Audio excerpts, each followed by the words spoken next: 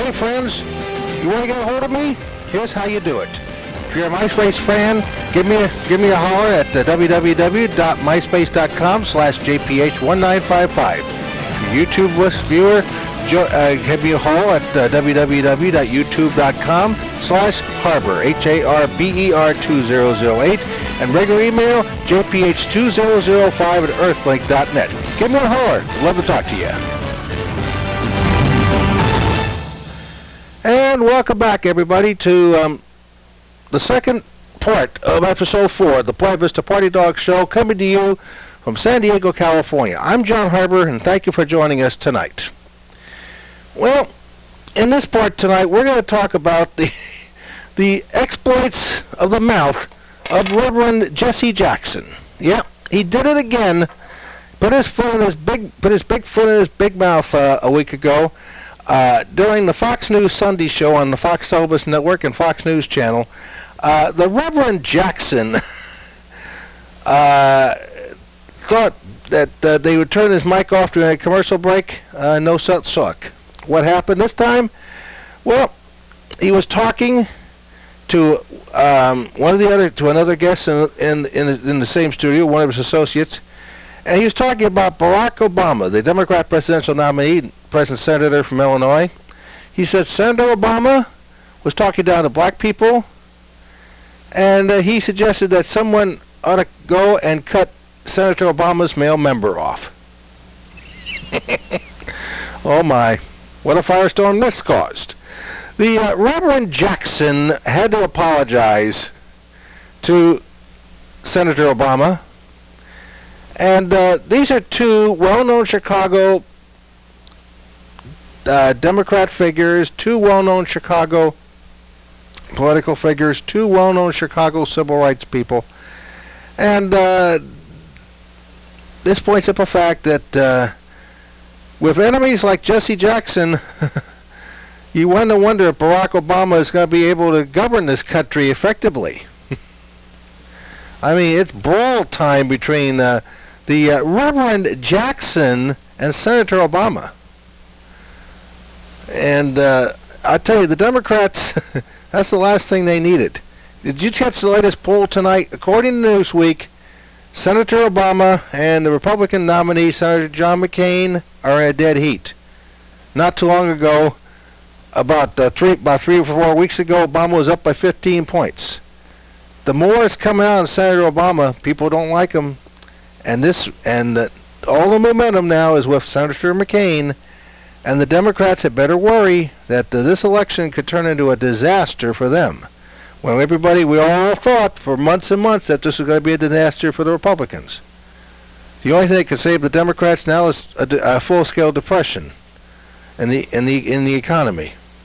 But we will see what happens in the next 3.5 months. Election day for President of the United States, November 4th, 2008, and there's a long way to go in that regard. Let's face it. Well, let's go from nut cutting to nut eating. And a well-known Southern California TV sportscaster who passed away last year, he was known as Silvertip Stu. His name was Stu Nahan. He was a well-known sports anchorman in Los Angeles for about a decade on ABC's Channel 7, KABC TV here in Los Angeles. And then for another 9 years, he was the sports anchor on Channel 4, NBC's owned and operated KMBC TV in Los Angeles, and then for a few years after that, he was the anchor on doing sports on Channel 5, KTLA here in up in LA. And for many years, the late LA radio sportscaster Jim Healy, who did nightly commentary every night for almost a quarter century. First for 15 years on KLAC AM 570, and then for about 9.5 years on the late, dearly departed 710 KMPC AM here in Los Angeles.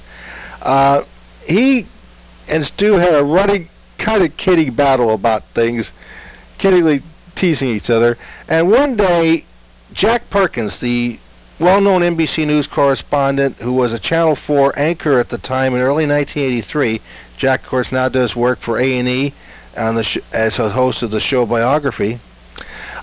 Jack Perkins decided to have a little fun at Silvertip Stu's expense, and he told Jim Healy this particular story about Silvertip Stu's eating habits in his office one day at Channel 4. Now listen. Headline, Burbank Hill, tonight's toughest quiz. Identify the following sound. Did you give up? Well, that was the sound of TV Sportscaster Silvertip Stu Nahan frantically cracking and eating a huge bag of pistachio nuts today.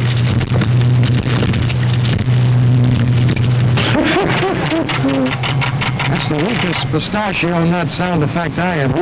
That's I did too. Tagline.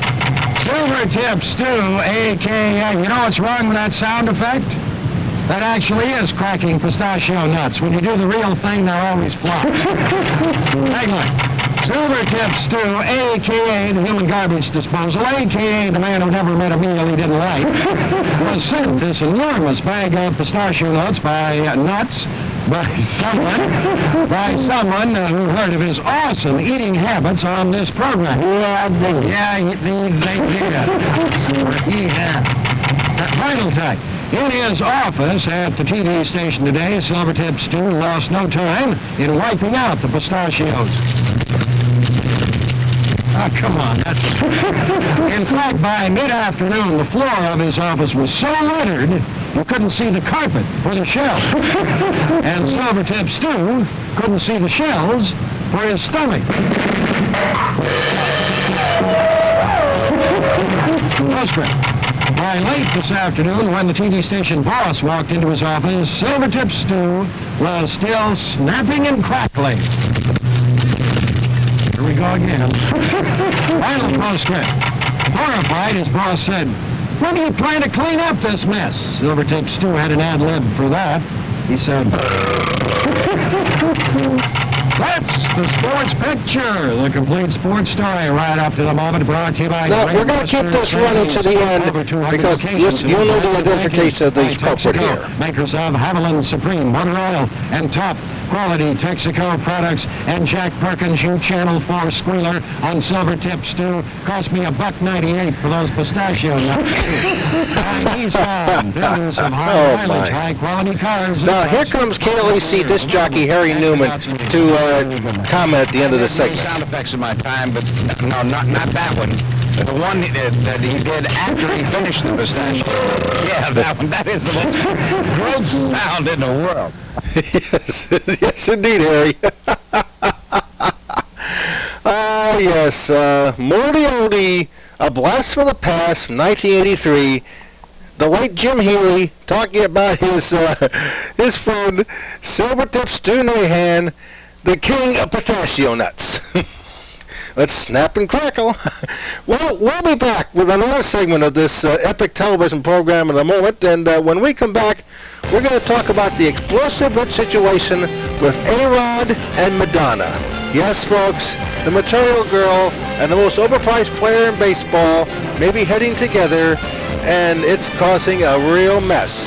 At least 2 possible divorces, and maybe a third marriage with A-Rod's wife heading to Lenny Kravitz in Paris. We'll talk about that and more when we return from San Diego with the Playa Vista Party Dog Show in a moment on the Harbor 2008 channel, only on YouTube. We'll be back in just a moment.